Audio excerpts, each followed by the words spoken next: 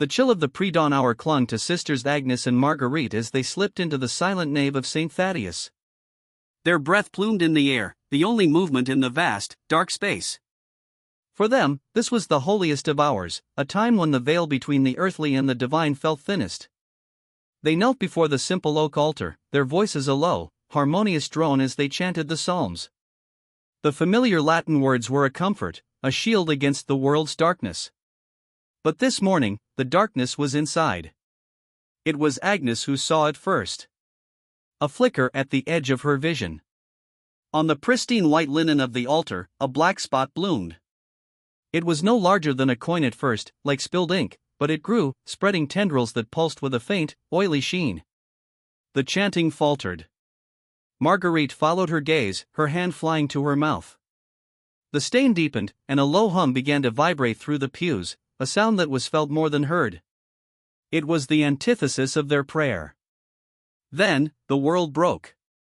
An unseen fist of force slammed into the church.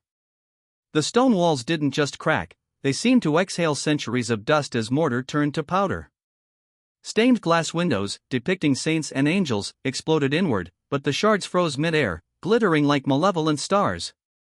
Every candle snuffed out at once, plunging them into a gloom pierced only by the faint, unholy light emanating from the altar. The air became thick, syrupy with a dread that coated their lungs. Agnes fumbled for her rosary, her fingers numb, but the beads crumbled to dust in her hands. Marguerite tried to scream a prayer, but the words were stolen from her lips, leaving only a silent, desperate plea. From the growing stain on the altar, a shape began to form. It was not a body, but a presence, a concentration of the cold and the silence and the fear. It was the feeling of a prayer met with absolute, cosmic indifference. It was the void where grace should have been. Valak. The name echoed not in the air, but in their minds, a poison seeping into their faith. The pews began to slam against the walls, over and over, in a rhythmic, violent cacophony. A crucifix above the altar twisted, the figure of Christ contorting in agony before it shattered. "This is a test," Agnes whispered, her voice trembling. "We must hold fast to our faith." But Marguerite was breaking. She saw the faces of the saints and the remaining fragments of glass twist into leering masks. She heard not the voice of God, but a derisive, silent laughter that mocked their devotion.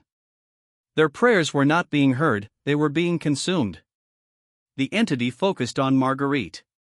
She felt a cold more profound than any winter wrap around her soul. Her own shadow, cast by the altar's ghastly light, detached from her feet. It stretched, growing tall and thin, its head tilting at an impossible angle. It mimicked her posture of prayer, then slowly, deliberately, brought its shadowy hands up to its throat and began to squeeze. Marguerite gasped, her own airway constricting. She was being strangled by her own darkness, her faith useless against the reflection of her own terror. Agnes, in a final, desperate act of defiance, threw herself towards the holy water font. But the water within was black and stagnant, a mirror of the stain on the altar. The entity had corrupted it all. As suddenly as it began, the violence ceased. The frozen glass shards tinkled to the floor. The slamming pews fell still. The crushing pressure in the air lifted, leaving an eerie, absolute silence. Panting, Agnes crawled to Marguerite, who was clutching her throat, sobbing silently. They were alive. They had survived. A sliver of weak morning light pierced the dust-filled gloom through a hole in the roof. It was over. A tremor of relief passed between them. Perhaps their faith had, in the end, saved them. Agnes helped Marguerite to her feet, turning to leave the desecrated church. And that's when they saw it. The light from the roof did not touch the floor. Instead, it illuminated the far wall, where a massive, intricate shadow was cast. It was the silhouette of a nun, but tall, grotesquely thin, with a horned headdress. It was the shadow of Valak. It did not move. It simply was, a fixed and permanent stain upon the wall, a testament to a presence that had not left, but had settled. Their prayers had not driven it away. They had invited it in. And as the two nuns stood frozen in the ruined heart of their faith, they understood the most terrifying truth of all. Some prayers are never heard. And some are answered by something else entirely. The final scene was not one of escape, but of realization.